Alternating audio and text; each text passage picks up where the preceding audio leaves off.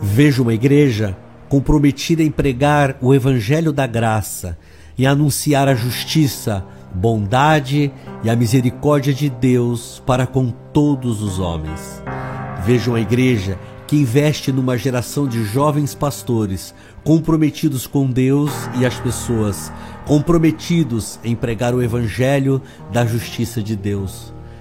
Vejo uma igreja que vive a cultura do reino de Deus, que é baseada no amor a Deus e ao próximo, comprometidos com nossa geração e o futuro delas. Vejo uma igreja com louvor cristocêntrico, com letras que falam da redenção e do amor de Deus e o perdão em Jesus Cristo, com melodias que envolvem as pessoas numa atmosfera de amor a Deus e ao próximo. Vejo uma igreja que tem linguagem para alcançar todos os segmentos da sociedade, que é graciosa com as pessoas, assim como Cristo foi conosco. Vejo uma igreja orgânica, em que se amam como família, vivem como família, cuidem uns dos outros, reunidos em pequenos grupos, criando vínculos de amor e compartilhando esse amor com seus vizinhos e amigos. Vejo uma igreja que se importa com as crianças, que ensina os princípios do amor de Deus, na linguagem que elas possam entender, para que cresçam amando a Deus e ao próximo. Vejo uma igreja que forma líderes capazes de influenciar empresas, que ocupam espaço em todos os segmentos e falam a todas as gerações. Vejo uma igreja com grande expansão. Vamos crescer muito, invadiremos grandes cidades, formaremos milhões de discípulos em todas as nações. Vejo uma igreja que anda no mover do Espírito Santo, nos dons espirituais, que impacta bairros, cidades e nações. Cremos no poder de Deus, em seu favor em nossa vida. E aquele que em nós começou a boa obra vai aperfeiçoar até a vinda do Senhor Jesus Cristo. Porque Deus nos fortalece, podemos todas as coisas. Deus amou o mundo de tal maneira que deu seu Filho unigênito para que todo aquele que nele crê não pereça, mas tenha vida eterna. Nós da Palavra Viva cremos nesse amor.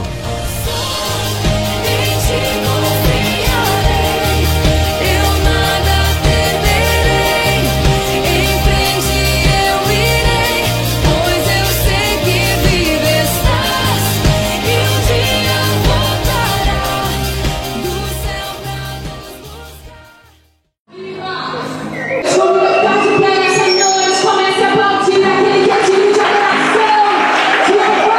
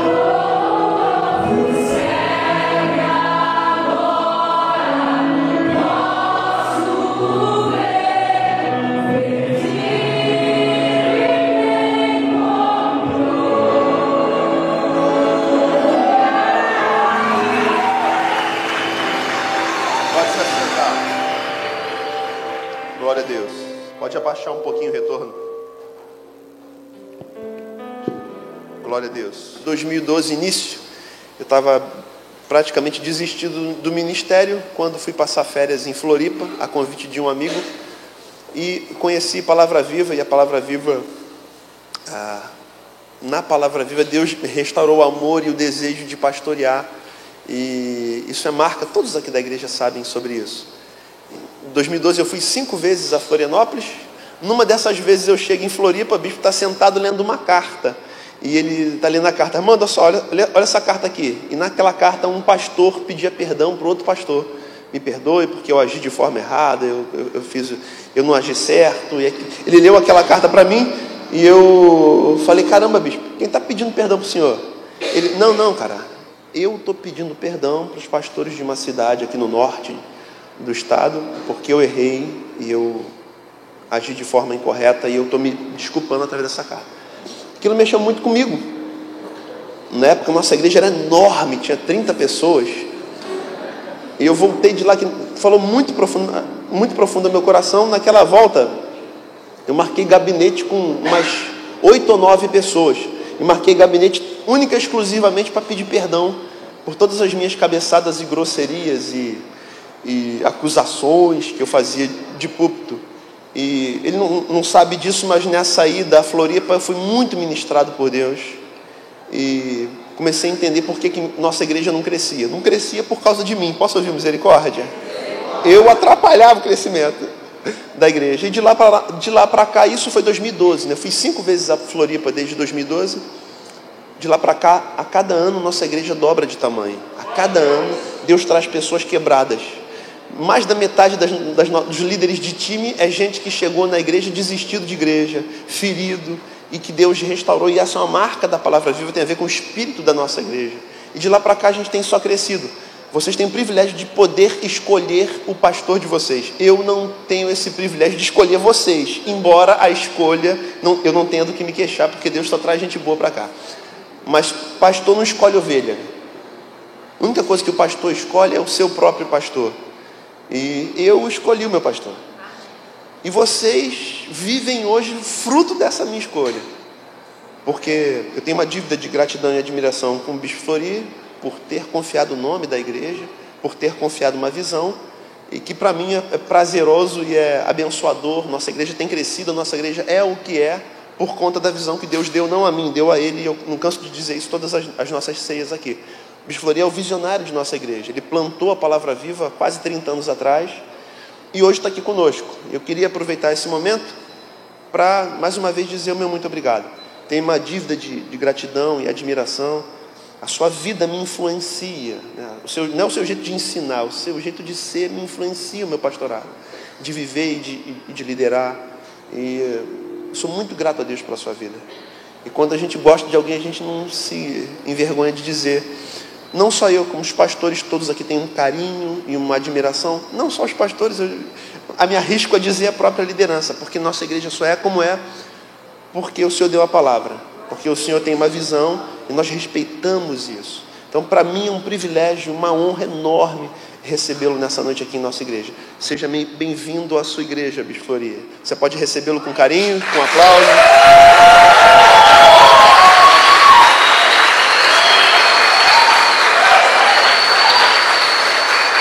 Bem-vindo à igreja.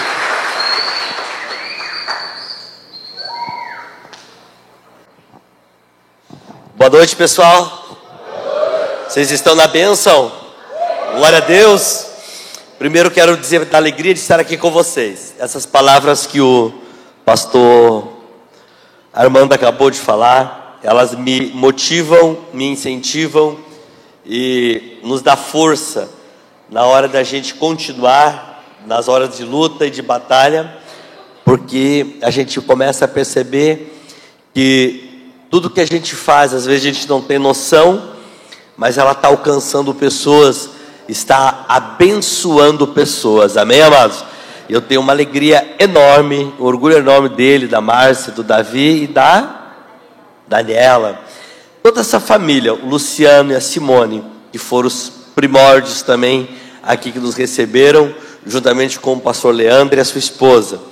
Então, eu tenho muita alegria de estar com vocês e de ver a igreja de poder conhecer novas figuras aqui, pessoas que estão nascendo de novo, que se encontraram com Jesus Cristo e que eu tenho certeza que vão ser instrumento de transformação nessa cidade. Posso ouvir um amém de vocês? A hora é agora, o tempo é já. Posso ouvir um amém? E o que Deus vai fazer, Ele já está fazendo. Então você tem que estar ligado nisso. Então, muito obrigado pelo carinho, pela forma honrosa e respeitosa que me recebe, né? Nosso pastor Alain de Bangu, com a sua esposa. Pastor Alain também, que é de Bangu, com a sua esposa, que estão aqui com a gente. Todos vocês de uma maneira carinhosa, né? Ao Ministério de Louvor, que é muito bom. Parabéns. Vocês estão realmente de parabéns por tudo. Bom, pregar a palavra de Deus, ela é uma das coisas que eu mais amo na minha vida. Pregar a palavra de Deus, debaixo de uma instrução do Espírito, debaixo de uma inspiração do Espírito, é a coisa mais fantástica que existe, não é? E eu creio que hoje, né, Deus estava conversando com o pastor Armando, e ele estava me compartilhando, que fazem 27 anos que vocês estão na Palavra Viva, não é? 7 anos, né? Ou seja, vocês cumpriram um ciclo de Shemitah, um ciclo de descanso, e vocês vão entrar no descanso de Deus a partir de hoje. Em nome de Jesus, eu creio nisso. Amém? Eu creio que um ciclo de paz e de descanso Deus está trazendo para vocês, e vai trazer um ciclo de vitória na vida de muita gente que está sentada aqui hoje. Aleluia. E hoje eu quero falar sobre um assunto que me apaixona muito. Está lá em Mateus capítulo 17. E aí eu quero entrar na palavra que Deus colocou no meu coração. Versículo 14. Diz assim a palavra de Deus: Quando chegaram onde estavam a multidão, um homem aproximou-se de Jesus, ajoelhou-se dele e disse: Senhor, tem misericórdia do meu filho. Ele tem ataques e está sofrendo muito. Muitas vezes cai no fogo ou na água. Então trouxe aos teus discípulos, mas eles não puderam curá-lo. Respondeu Jesus: ó geração incrédula e perversa, até quando estarei com vocês? Até quando tereis que suportá-los? Tragam-me o menino. Jesus repreendeu o demônio. Este saiu do menino, que daquele momento em diante ficou curado. Então os discípulos perguntaram: por que não conseguimos expulsá-los? Ele respondeu: por causa que vocês têm uma pequena fé. Eu lhes asseguro que se vocês tiverem fé do tamanho de um grão de mostarda, poderão dizer a este monte: vá daqui para lá, e ele irá, e nada lhe será impossível. Amém? Senhor, em nome de Jesus, nós estamos aqui na tua presença. Tem pessoas que estão aqui hoje, que vieram para receberem a mim como teu servo, mas eu tenho maior certeza que eles querem mesmo é a palavra do Senhor no coração deles. Me dá nessa noite graça, sabedoria e unção para dividir com eles aquilo que o teu Espírito tem trazido à minha alma, para que eles possam serem confortados, para que eles possam serem sarados, para que eles possam serem transformados. Muito obrigado, Jesus, por tudo que o Senhor tem feito, e ainda o Senhor irá fazer neste lugar, por tudo que o Senhor já fez, e por tudo que as coisas que o Senhor tem guardado para este povo. Em nome de Jesus, aleluia, amém, amém, amém. Esse versículo, ele é muito importante, porque ele revela exatamente como Deus trabalha e como Jesus trabalha. Todo o texto aqui, se você pegar toda a história desde lá de cima, você vai começar a ver que é a história de coisas que Jesus está vivendo de maneira sobrenatural. Ele fala primeiro da transformação e da transfiguração, da experiência da transfiguração que ele teve junto com seus discípulos. E a Bíblia diz que ele desce e ele se defronta com um cenário extremamente de dor, porque ele encontra ali o pai, e o pai clama a ele dizendo: olha, Senhor, eu estou aqui com o meu filho ele tem problemas, o meu filho ele está com um problema que ele tem crises que quando essas crises dão nele, ele se joga na droga, ele se joga no crack, ele se joga no alcoolismo, ele se joga dentro de um quarto, dá muita depressão nele. O meu filho é o meu problema, o meu filho é a minha maior angústia. E a Bíblia diz que Jesus olha para ele e diz: ó geração incrédula. E o texto é mais correto traduzido aqui: ó geração que não crê, e ó geração que sofre. Até quando vocês vão sofrer? Até quando eu vou estar com vocês? Aí o Senhor Jesus diz: traze o menino a mim. E eles trouxeram o menino a ele. E nesse momento a palavra de Deus diz que ele, olhando para aquele menino, ele expulsou o demônio. E então os discípulos aproximaram-se dele. E Jesus repreendeu o demônio. Este saiu do menino, que daquele momento em diante ficou curado. Então os discípulos aproximaram-se de Jesus em particular e perguntaram: por que nós não conseguimos expulsar? Ele respondeu: porque vocês têm uma fé pequena. Agora, se vocês tivessem uma fé do tamanho de um grão de mostarda, vocês diriam a este monte: sai daqui para lá, e ele obedeceria a vocês. Ele disse: porque aquele que crê, nada será impossível. Diga para o seu irmão: nada é impossível. Diga: nada é impossível. Eu acredito muito em ciclos. Eu acredito em tempos em que Deus dá oportunidades para gerações. Eu vejo assim: hoje, se você olhar o cenário mundial, você vai começar a ver as igrejas que são sendo relevantes na sociedade. Muito melhor do que tu ser importante, é você ser relevante. É ser uma pessoa relevante para aquela sociedade. É do tipo assim: se você morresse hoje, qual é a falta que você faria? Qual é a falta que você faria, não para a sua família, porque a sua família tem laços fraternos com você. Mas eu te digo assim: o que a rua diria? O que a cidade sentiria? Se você morresse hoje, qual seria a realidade dessa cidade? Você sentiria muito? A cidade lá sentiria muito? As pessoas diriam: poxa, essa pessoa vai fazer falta. Estamos vivendo na era da Copa. Quando o Neymar se machucou na Copa passada aqui no Brasil, todo mundo sabia o fim. Lógico que ninguém esperava um fim tão trágico. Mas, por quê?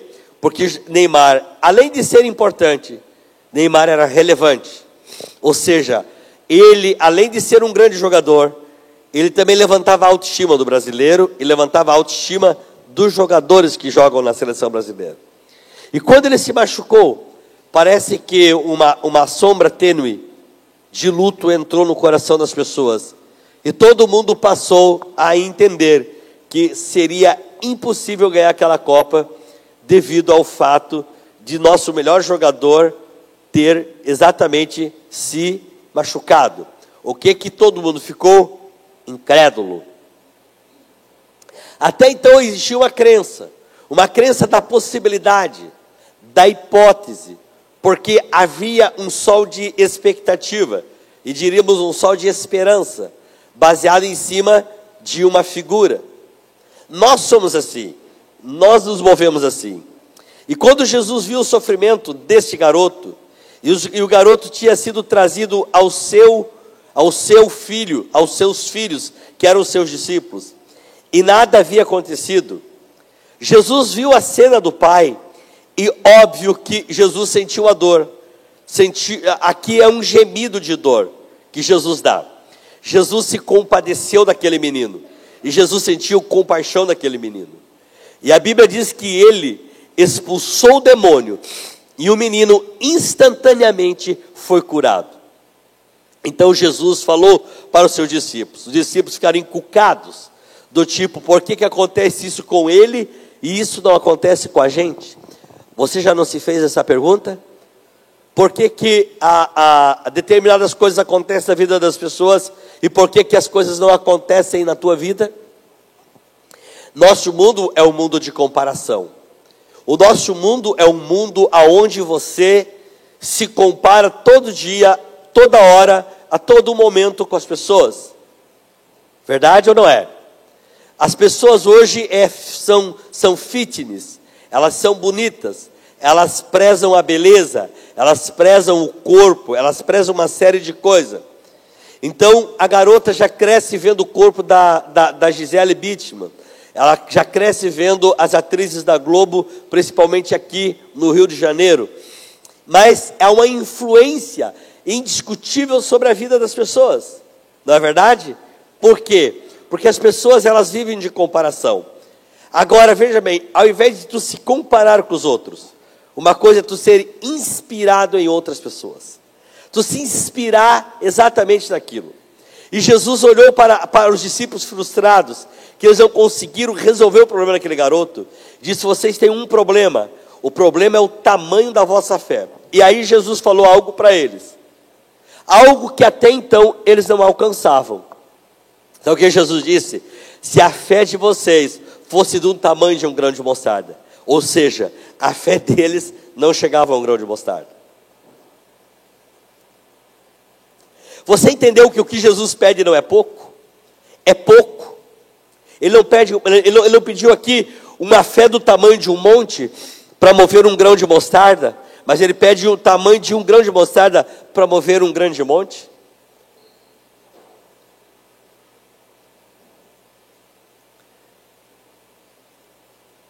Eu tenho certeza que aqueles discípulos usaram força, usaram o grito, usaram todas as estratégias que eles tinham para que a vida daquele menino mudasse. Mas a vida daquele menino não mudou. No capítulo 11, e no versículo 23 do Evangelho de Marcos, Jesus ensina um princípio sobre fé. Ele havia passado por uma figueira, e ele havia procurado frutos, e ele não havia encontrado. E a Bíblia diz que ele olhou para aquela figueira: nunca mais nasça fruto de você. A palavra de Deus diz que, passando no dia seguinte, Pedro, muito impressionado, Pedro olhou para ele e disse: Senhor, viste que a figueira que o Senhor amaldiçoou, ela está seca? Aí Jesus disse: se vocês tendes fé em Deus, vocês dirão não somente essa figueira, mas vocês dirão aquele monte: saia de lá e precipita-te no mar, e aquele monte irá para o mar. Ou seja, veja bem, tem dois links aqui, dois links importantes. A primeira, no menino, Jesus disse ao demônio. Aqui no segundo, no monte, Jesus disse que eles deviam dizer ao monte. As coisas que você diz, as coisas que você fala, as coisas que você escreve, relatam exatamente aquilo que está dentro do teu coração.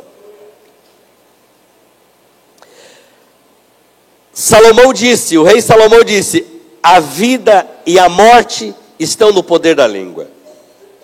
Com quem que ele havia aprendido isso? Com seu pai, que havia escrito o Salmo 34:12.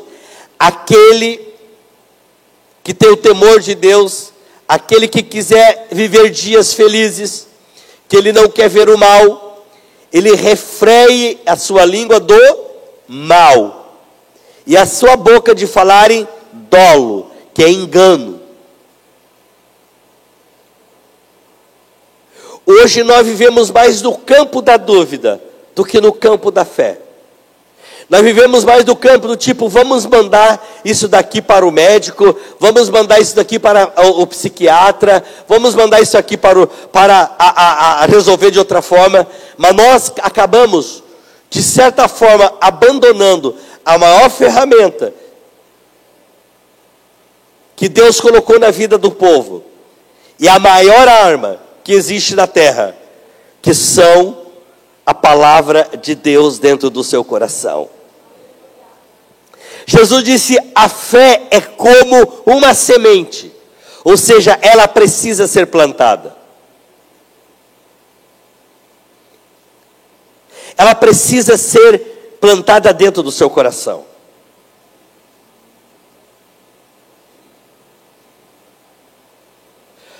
O apóstolo Paulo fala em Romanos, no capítulo 10, a fé vem pelo ouvir, e ouvir a palavra de Deus.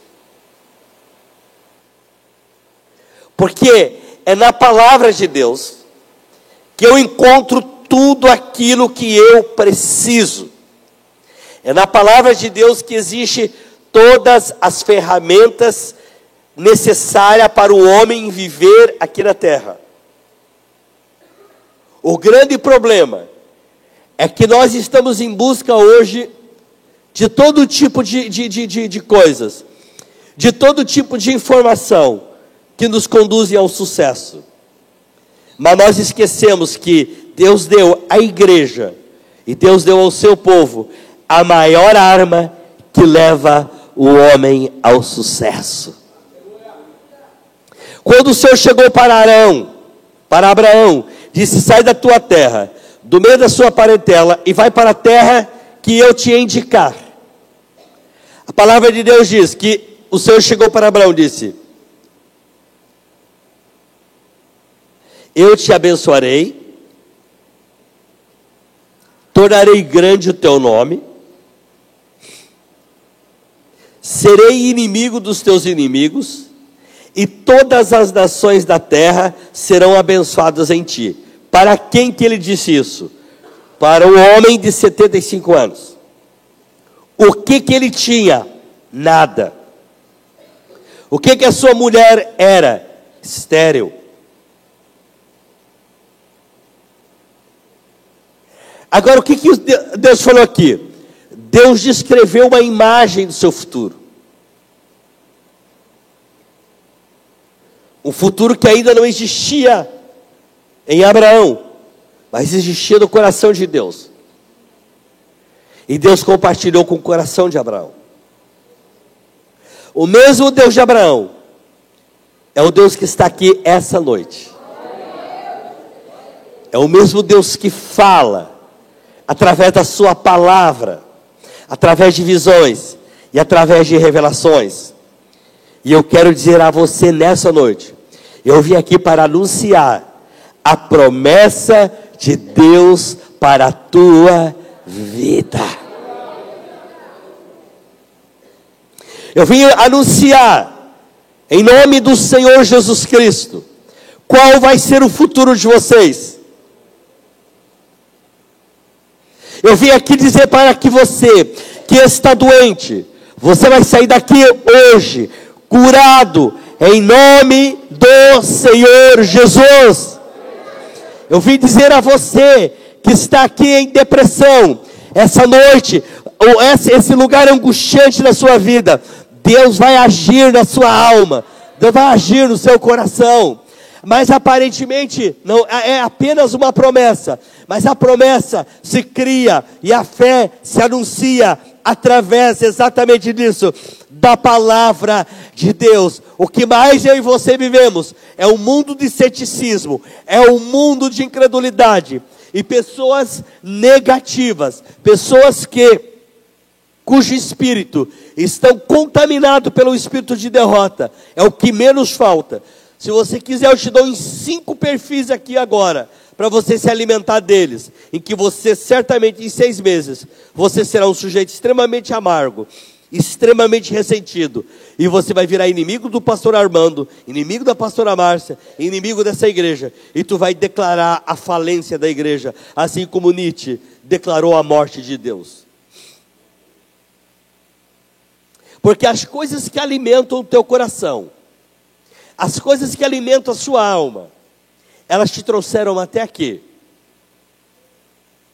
As palavras que entraram dentro de você, as mensagens que entraram dentro de você, elas te trouxeram até aqui. Exatamente a mensagem que Deus trouxe a Abraão, o tinha levado até ali. Mas Deus estava descrevendo um futuro maravilhoso para Abraão. Estava dizendo para ele: você não vai morrer dessa forma, você não vai ficar assim. Você vai fundar um ministério chamado Ministério da Fé.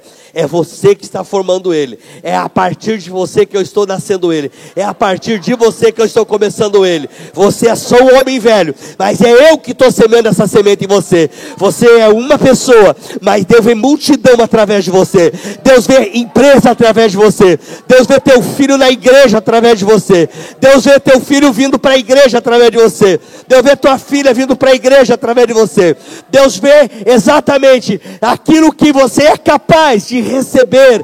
É capaz, e Ele não quer de você nada além de que você seja terra que Ele possa plantar essa semente bendita chamada fé. Essa semente bendita que é a sua palavra, a palavra da fé que pregamos. De Deus que está plantada dentro do seu coração, que essa igreja vai tomar essa quadra, vai se tornar com milhares de pessoas. O pastor Armando vai sair da prefeitura, você vai ter que ter mais pastores para trabalhar de tempo integral. É pela fé que Deus vai fazer explodir o crescimento em Bangu, aonde você estiver, vai estourar o crescimento. Belfel Roxo, vou entrar na Barra, vou entrar no Flamengo. Eu estou profetizando sobre a vida de vocês, em nome de Jesus.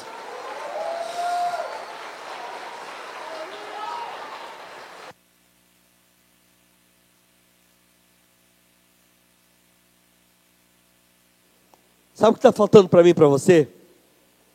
Fé, para botar o mundo ao nosso redor se mexer. Fé para fazer o mundo ao nosso redor se mover. Nós entramos num sentimento tão para baixo, que a gente mais passou a desacreditar do Brasil, a desacreditar das pessoas, porque o cenário, ele só mostra isso. Eu não vivo pelo cenário. Meu economista não é o Henrique Meirelles, meu presidente não é o Temer. Eu vivo pela fé no Filho de Deus, que tanto me amou e se entregou por mim. Eu não sou um fracassado, não sou terceiro mundista, eu sou filho de Deus. Eu nasci para fazer a diferença na minha cidade, na minha nação. E você tem que ser a diferença neste lugar, a diferença na sua família, porque Deus vai usar a tua vida de forma miraculosa. Ele vai usar a sua casa de maneira poderosa. Ele vai fazer de você um instrumento dele. A gente, quem sabe que ao teu redor está sofrendo e está sofrendo muito, mas você vai ter exatamente o quê? A palavra da fé.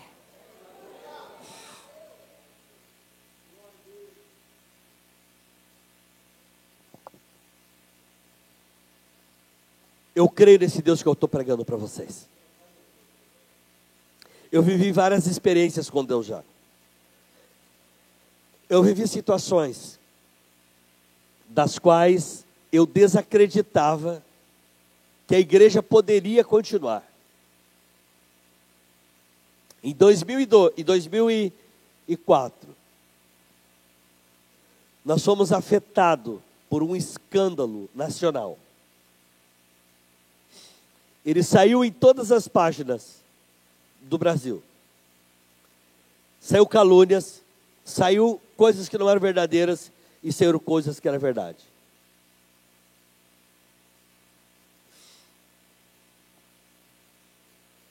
Nós tivemos um escândalo de pedofilia na igreja.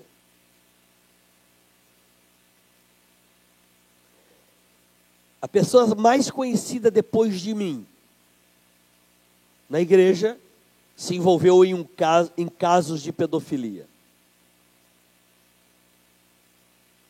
Eu vivi a maior tragédia que você possa pensar. Me dá um pouquinho mais de retorno, por favor. Eu estou com a minha garganta um pouquinho estourada e eu não estou conseguindo usar ela. eu vivi a maior tragédia que você possa imaginar na sua vida. Eu acompanhei uma investigação com criança. E eu comecei a ouvir coisas e histórias que eram bárbaras, barbarizadoras. Os pais se reuniram comigo na minha sala e disseram: não denuncia isso, porque a igreja vai ser exposta a um escândalo, e o senhor não merece isso. O senhor não tem culpa de nada disso que está acontecendo. Eu falei para eles, eu disse: se eu não falar, eu estou não perdoando um pecado, eu estou omitindo um crime. Eu estudei direito, fiz direito. Existem na igreja coisas muito claras, que você não vai omitir um pecado, tu vai omitir um crime. Há duas formas de você pisar na bola no direito, é pela omissão e pela prática.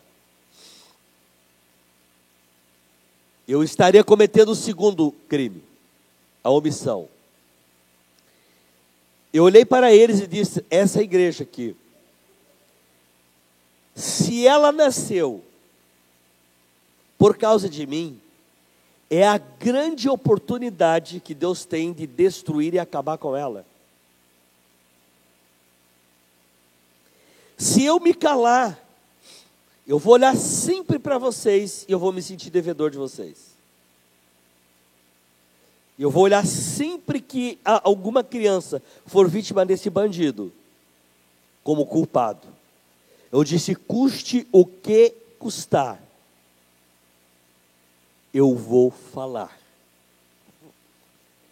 Eu chamei a delegada, sentei com ela, contei tudo que havia descoberto, entreguei provas para ela. Ela olhou para mim e disse: o senhor é um homem nobre, não se preocupe que a partir de agora é conosco. Chegou na segunda-feira, em pleno jornal do almoço: pastor da Palavra Viva é preso por pedofilia. Chegou na tarde, estava o pessoal da televisão lá na igreja. Quando eles chegaram, disseram: é você, Flori? Aí eu explicava o caso para eles, eles diziam: nós não vamos publicar isso daqui. Quando o pessoal da TV mais famosa de lá descobriu que era eu que estava envolvido, disse: eu não vou denunciar, não vamos denunciar isso aqui. Mas o que eu digo para você é uma coisa. Isso era uma segunda-feira. Imagina, tinha o bafafá da semana toda. Nós passamos a semana sem culto. Agora, no domingo seguinte, nós iríamos ver se verdadeiramente existia igreja. No domingo seguinte, foi a maior lotação que a igreja teve naquele espaço que era a metade da igreja. Porque as pessoas entenderam que ali existia alguém que não compactuava com as obras das trevas e que não tinha essa de encobrir A ou B ou C. As pessoas foram lá, terminou o culto, todo mundo chorando, aplaudindo, dizendo: bispo, estamos com a igreja, estamos com a palavra viva, estamos com Jesus. Então, quando você vive pela fé, o que determina a tua vida não é as circunstâncias negativas que te envolvem. O que determina a tua vida não são os fracassos que aparentemente estão cercando a sua história. O que determina o teu fim não é o meio que você vive, mas é a semente que está plantada dentro do teu coração. E eu quero dizer a você, o que vai terminar a sua história não é o que você está vivendo. você está vivendo uma dor hoje, vivendo uma luta hoje, mas eu vim aqui para te anunciar, essa luta não é o teu fim, é um meio de Deus te levar a lugares altos, a lugares abençoados, a lugares que Deus tem para você. Ele está apenas preparando a sua vida, Ele está preparando a tua alma, Ele está preparando o teu coração, e há momentos na nossa vida que a gente está sendo preparada para certos momentos. Deixa eu dizer para você uma coisa, hoje nós somos líderes de uma das entidades que mais recupera crianças vítimas do abuso sexual. Tu pode transformar a tua dor em triunfo.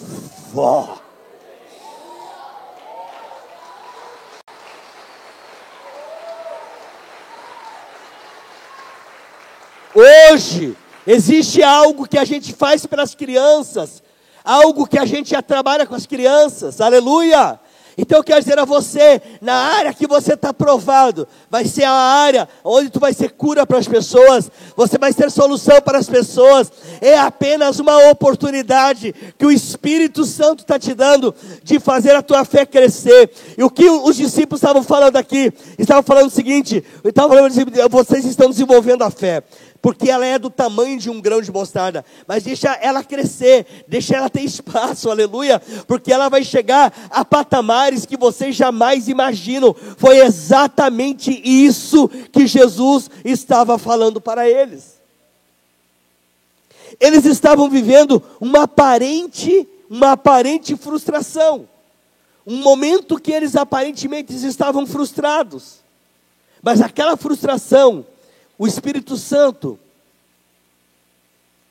estava extraindo deles um ensino que viria para mim e para você. Hoje eu estou lendo essa história. Eles não existem mais aqui na terra. Eles não sabem, mas eles estão servindo de exemplo para mim e para você. Hoje você está vivendo um caso que amanhã será exemplo e testemunho para muita gente que está passando pelo mesmo problema, pelo mesmo fracasso, pela mesma dor, e você vai dizer, calma aí, há uma semente plantada dentro de você, não é esse o teu fim.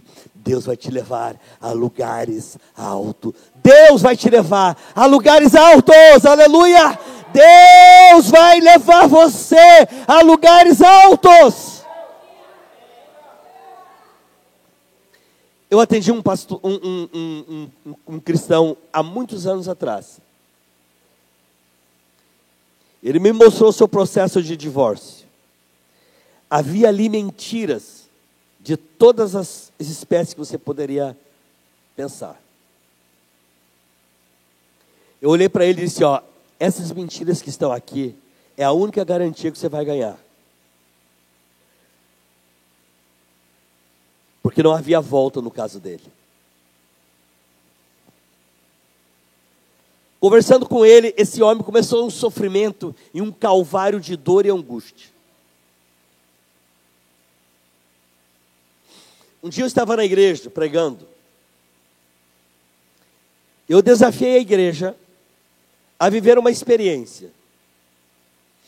Eu disse, eu quero desafiar em primeiro lugar, quantas pessoas querem entrar comigo aqui num período X de jejum e oração e vir orar comigo aqui todos os dias por um alvo e por um objetivo. Várias pessoas levantaram a mão. Agora, quantos de vocês creem que vocês podem dar uma oferta antecipada, crendo que isso vai acontecer na vida de vocês? Preste atenção.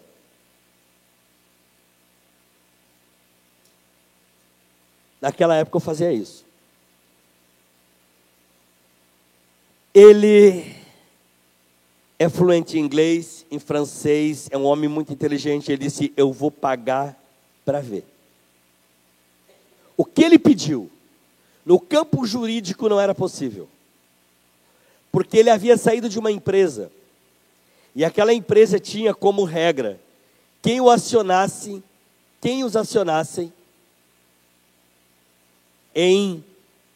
na justiça do trabalho, nunca mais entrariam naquela empresa. E ele havia sido demitido há 8 anos daquela empresa. Ele disse, eu estou fazendo esse propósito, e ele disse as palavras para mim, eu vou pagar para ver. Eu tremi por dentro. Eu disse, Deus é maior que você, Deus não precisa do seu dinheiro. Isso aqui é um exercício de fé. E não foi significativa a oferta que ele deu também. No sentido de significância, não no sentido de valores, mas do tipo, naquilo que ele podia fazer. Mas ele é um cara que eu gosto muito, é meu amigo. Ele terminou o período de jejum, terminou o período de busca. Ele foi ao estado onde a empresa era a sede. Era proibido o ex-funcionário entrar lá. Ele chega na portaria, ele consegue entrar. Quando ele chega na recepção, ele faz uma pergunta, quem é o vice-presidente da empresa hoje? Não crê nas promessas.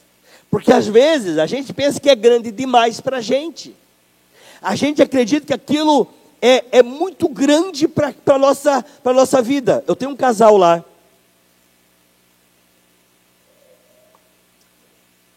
Eu discipulei ambos. São praticamente filhos da fé. Há 8 anos eles vêm orando, desde que casaram, porque eles gostariam de entrar para morar nos Estados Unidos de maneira legal. Os dois são formados em fisioterapia. Ele é hoje, junto com ela, um dos maiores mantenedores da Palavra Viva. Casal, um dos mais mantenedores da igreja. Ele ganhava R$950 quando eu comecei a pastorear ele. A esposa tem uma especialidade em fisioterapia que tem mercado no mundo todo, porque é uma especialidade muito difícil. Ela fala fluentemente o inglês. Ela foi para os Estados Unidos, ela se inscreveu lá para fazer um tipo de prova de OAB aqui no Brasil. Todos os professores dela, que ela fez curso 2 anos consecutivos, tinham passado na 5ª e última tentativa, porque só pode tentar 5 vezes, se não passou, não passa mais. Os professores dela tinham passado tudo na última tentativa. Ela chega lá na igreja, eles me chamam, o casal, e é gente esclarecida.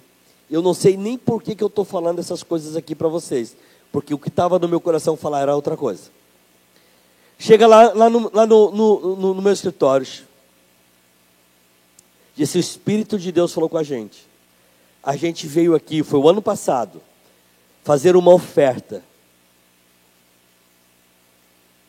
pelo tamanho do salário que a Priscila quer ganhar nos Estados Unidos. Agora, amigo, deixa eu falar uma coisa. Ela estava estudando para ir fazer a prova. Ela já estava fazendo oferta pelo tamanho do salário que ela ia ganhar. Ela disse, porque o Senhor tem nos ensinado a andar por fé e não por vista. E pela fé eu já passei.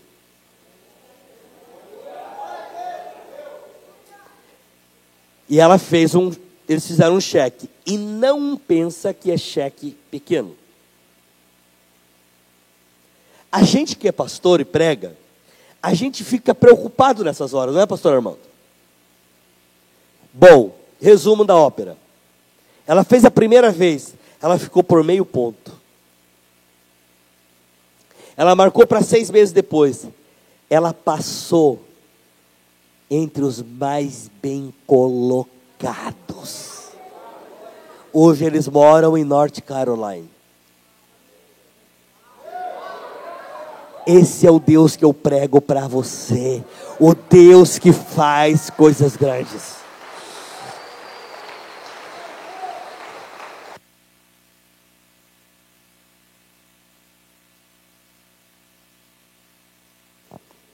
Você acredita no poder desse Deus? A sua pequena fé tu bota em ação. Tu não é uma fé morna, mas ela é uma fé proativa. que tu deixa a palavra germinar, a palavra regar, a palavra de Deus e funcionando, e tu vai declarando a sua fé e crendo naquilo que Deus vem te falando, e crendo no poder dessa mensagem. Não há impossível para Deus realizar em sua vida. Eu vi isso em vários campos. Eu vi isso no campo da esterilidade. Agora mesmo, essa semana eu compartilhei aqui à tarde, e eu tenho vários outros exemplos. Eu lembro de um pastor amigo meu, que eu estava pregando numa igreja, veio ele e sua esposa, e eu orei por eles, e eu botei a mão no ventre dela, e disse que Deus lhe conceda filhos. Aí ela olhou, terminou a oração, ela disse, glória a Deus, é uma confirmação, porque nós estamos adotando uma menina.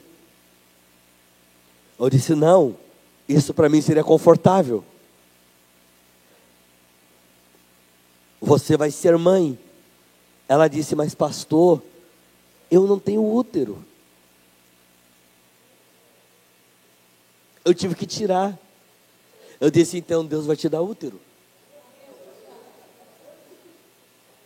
Eles adotaram 2 filhos, é o pastor Leonardo e a esposa dele, moram em Videira. Eu dou nomes, para que você saiba, eu tenho o nome dessas pessoas, aonde que elas são e quem elas são.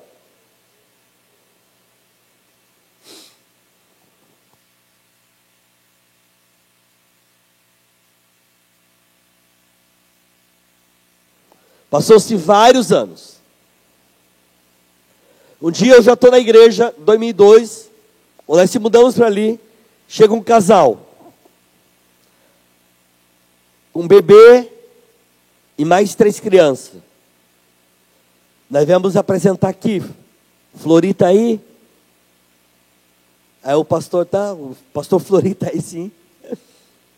Nós éramos amigos, não, eu sou amigo do Flori, eu quero dar uma surpresa para ele. Ele tinha se mudado para Minas Gerais. Deus não tinha dado uma filha, Deus tinha dado 3 filhos. Eu novamente, eu não estou numa igreja presbiteriana aqui.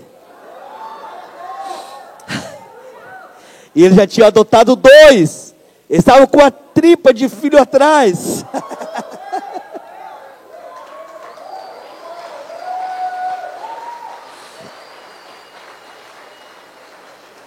É pela fé. A fé fala antes dos fatos acontecerem. Porque a fé é o firme fundamento das coisas que eu não vejo. E é a certeza das coisas que eu espero. E sem fé é impossível agradar a Deus. Aleluia! E as pessoas não creem que Deus pode fazer. As pessoas vivem no mundo do modismo. A luz é bonita, louvor é bonito, mas o que eu quero é a fé operando, é os demônios sendo expulsos, é o canceroso sendo liberto, é o viciado sendo salvo, são os casais voltando para Jesus, são famílias sendo alcançadas, é uma igreja ativa e que de fato está fazendo jus ao pequeno grão de mostarda. Eu estava pregando na igreja do pastor David. Ao terminar a mensagem, eu desço do púlpito, o púlpito é bem baixinho, e eu chego no casal. Eu olho para o casal. Eu olho para a mulher. Eu boto a mão no ventre dela. Deus mandou fazer isso. Disse, você terás um filho, e o nome dele será João. Aí os 2 começaram numa choradeira. E eu não entendia por que eles estavam chorando. Terminado ali, eles me falaram, nós viemos para a igreja, sabe por quê? Porque nós tínhamos uma filha de 12 anos. Essa filha sofreu um acidente. Ela frequentava esta igreja. E nós ficamos tão desnorteado e tão desesperado, que em homenagem a ela, a gente decidiu frequentar aqui a igreja. E nós estávamos pedindo uma menina para Deus, durante a sua pregação. E aí Deus diz que nos vai dar um menino. O João hoje tem 6 anos. Aplauda o Senhor. O João hoje tem 6 anos. O pai dele é nosso pastor administrativo, é o pastor Nilton.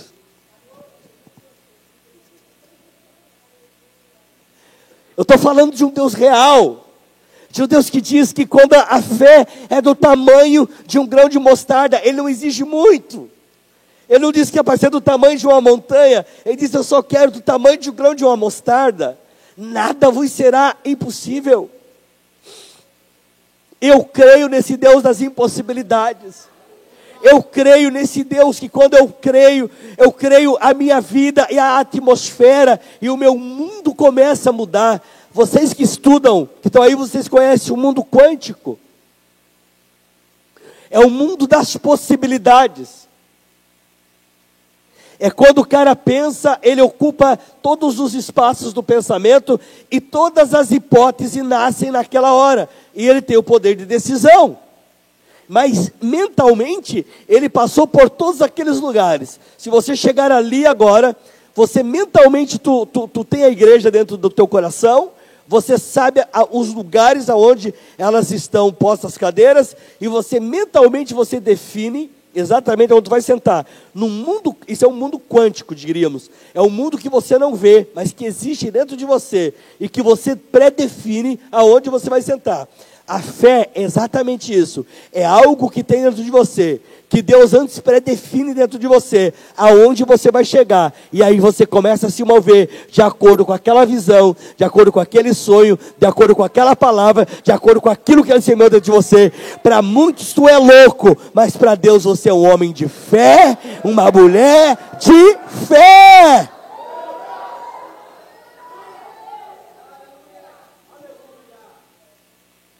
Billy Graham. Quando você ouviu falar de Billy Graham aqui? Pega o documentário de Billy Graham. Billy Graham, ele estava num colégio, estudando teologia.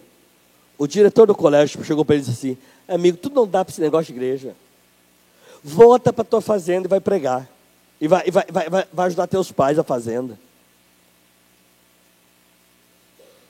Ele mudou de seminário. Porque seminário mais forma ateu do que crente. Rapaz, quando o cara é seminarista, eu já me arrepio com ele. Porque é cheio do... ele já chega querendo estigmatizar a gente, né? Você é arminiano, você é calvinista, você é agostiniano, você é isso. Eu sou crente. Ah, mas Agostinho falou isso, eu não tenho nada a ver com isso. É problema de Agostinho. Ah, mas Armínio falou isso, é problema dele. O cara viu lá em 1500 e tanto. Eu vou estar me estressando com ele em 2018. Amém, amados? Nós vivemos outra realidade. Nós vivemos outra realidade, no outro mundo. E a gente tem que andar exatamente pela fé. Não tem outro meio de tu manipular a igreja. É pela fé, e é pela fé, e é pela fé. Então, Billy Graham, ele chegava em casa das aulas no final de semana. Eles tinham os eucaliptos plantados, que é aquele pinheiro americano que existe lá, que eles têm aos montes. E ele colocava um pequeno púlpito, o irmão dele contando dele. E ele começava a pregar para aquelas árvores. E ele terminava de pregar e disse: agora cada uma de vocês vem aceitar Jesus. E ele disse: eu estou vendo uma multidão aqui. O irmão dele, meu irmão, enlouqueceu. Andar pela fé para o incrédulo é ser meio doido. Posso ouvir um amém? É como Ponhon Show na Coreia. 500 cadeiras ele comprou. E não via ninguém. E ele começava a pregar. Só estava a sogra, a mulher dele e ele. E ele começava cadeiras. As cadeiras, você está sentado aí, vem aceitar Jesus. Venha para frente, aceitar Jesus.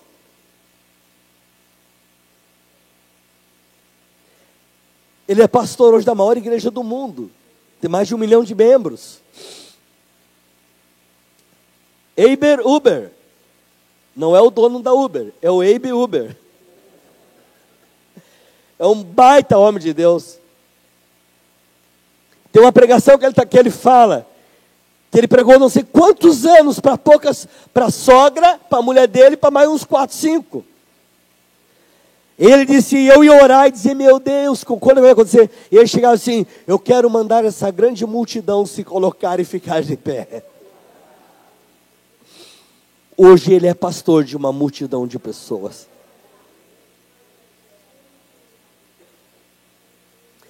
Fé te dá um novo idioma.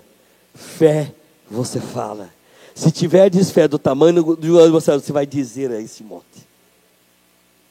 A fé te dá um novo linguajar. A fé te dá uma maneira diferente de viver. A fé te dá uma maneira diferente de existir. A fé começa a te colocar num mundo não muito normal, mas você começa a andar baseado realmente de forma maravilhosa. É como diz Gesiel Gomes, a fé crê no incrível, realiza o impossível. A fé vê o invisível, crê no incrível, realiza o impossível. É pela fé que Deus quer que você se levante hoje aqui e diga, Deus vai me tornar o maior mantenedor dessa igreja. Quantos têm essa fé? Levante sua mão aqui. Deus vai dar para alguns de vocês aqui empresas. E você vai chegar aqui para o pastor Armando e vai dizer, eu quero comprar um lugar lá, porque nós queremos colocar uma casa lá aqui para cuidar de criança. Quantos querem essa unção na sua vida? Nós precisamos de comprar espaço para levar a melhor idade, para ter lugar para as pessoas de idade. Hoje eu tenho meu pai e minha mãe, que eu cuido deles, que estão com 94 e 90 anos. Como seria bom se eu tivesse um lugar onde filhos de Deus cuidassem deles. A igreja não nasceu para ficar em 4 paredes. Nós nascemos para fazer a diferença lá fora, na vida das pessoas, na vida dos necessitados, na vida dos angustiados. Aleluia!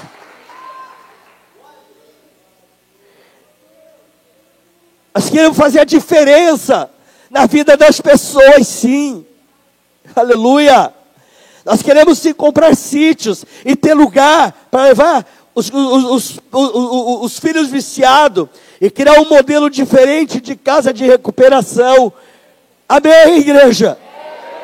E você que está aqui hoje, Deus quer te fazer de você exatamente essa fé de um grão de mostarda, que você vai se multiplicar, que você vai crescer, que você vai botar a mão e você vai ver a mesa. Pastor, você sabe o que Jesus disse para esses meninos aqui? Quando chegaram, por que não expulsamos os demônios? Ele disse assim, vocês não foram para dentro, amigo.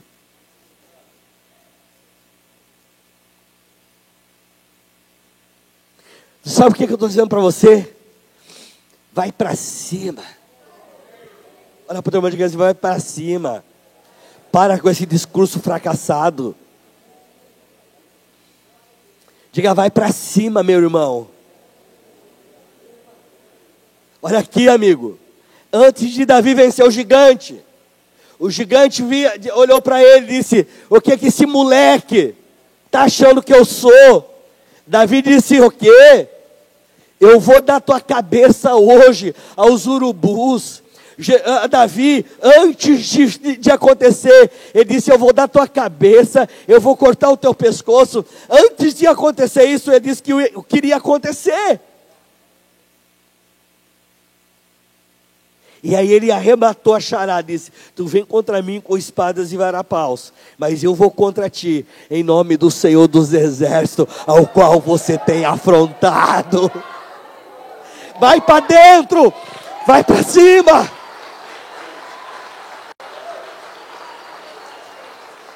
Quero louvor aqui em cima. Vocês têm aqui o melhor louvor dessa cidade. Não estou de brincadeira não, eu estou falando a verdade. Quando eles estavam cantando aqui, eu estava me arrepiando ali embaixo, com a presença de Deus. Vocês têm um dos pastores mais maravilhosos aqui, que tem a unção de Deus na vida dele, que tem a graça de Deus na vida dele. E enquanto eu estava ali, o Espírito de Deus me mostrou você, Leandro, sendo visitado por uma nova nuvem. Eu vi uma nova coroa de glória ser colocada sobre a tua cabeça.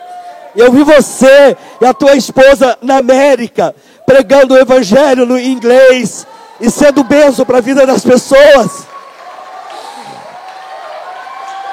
Oh, Rabachora, Bacanta, Larabachai. Eu vim aqui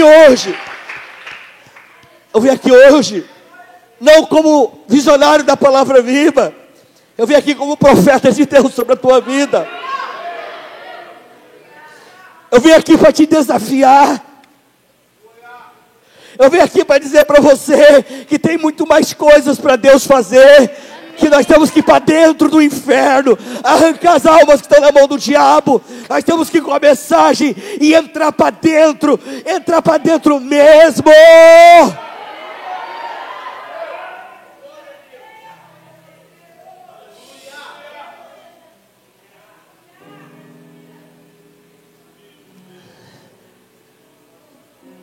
Deus te escolheu para ser influência nessa geração. Em Florianópolis, as pessoas me criticam muito, porque pela graça de Deus hoje, eu gravito entre as pessoas que governam o Estado, são pessoas que estão na Assembleia Legislativa, e todos eles me ouvem. Eu tive uma homenagem agora, na Câmara Municipal que eu participei, em que o presidente da Câmara, ele abre a sessão, e ele apresenta todo mundo. Ele fala: eu queria apresentar também aqui o Bispo Flori, que está aqui conosco na mesa, a Igreja Palavra Viva, a igreja que eu escolhi e que eu frequento. Aí eu vejo o prefeito da cidade,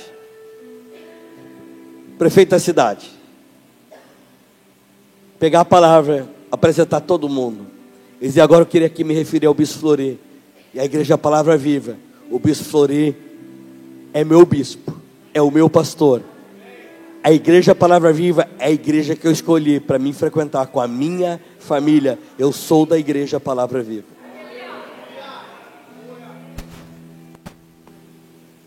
Em 2008, 2004, toda essa guerra, eu profetizava: um dia vocês vão ver o prefeito frequentando a igreja. Vocês vão ver pessoas entrarem aqui. Vocês vão nos influenciar essa cidade. Passar uma lei lá pró-homossexualismo. Porque antes de passar, eu sou consultado.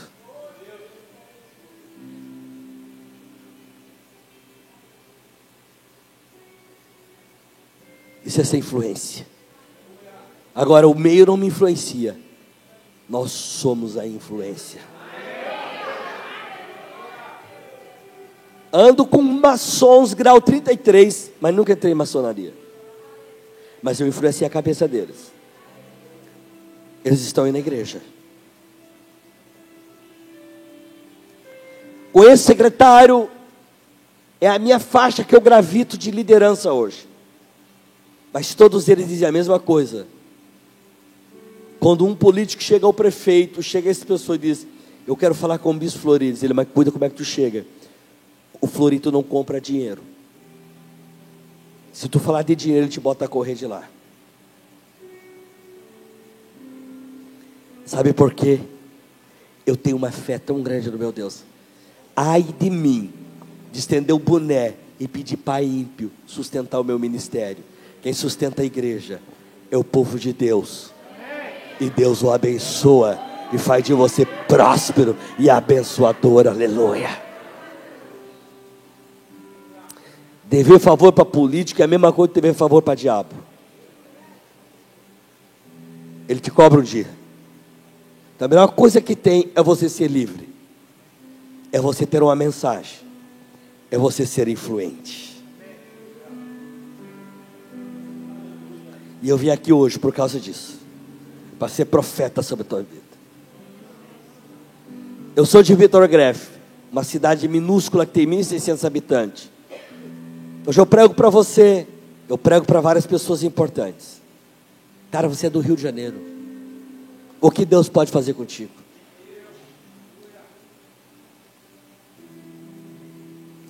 Tenha autoestima. Acredite no que Jesus te chamou para fazer. Não deixe o diabo te roubar. Fique em pé, em nome de Jesus. Aleluia.